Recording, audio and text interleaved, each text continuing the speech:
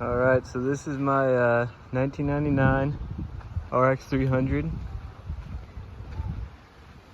All-wheel drive, super reliable. Got the bed in the back. Nice comfy driver passenger seat. These you could sleep in with just the seats folded down, but I just made a little platform just for a little extra storage and don't have too much height. That's why I didn't want to go too high with the bed, but this one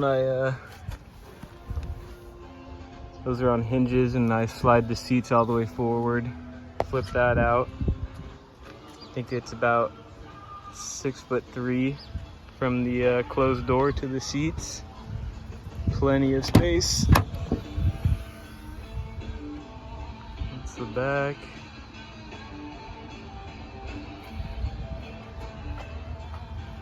Got the little memory foam insert. Little platform, little table, storage, and also put the window shades in there.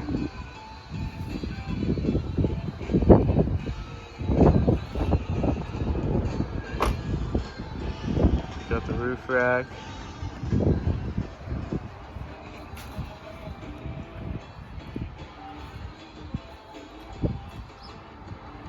But yeah, great little mini overlanders.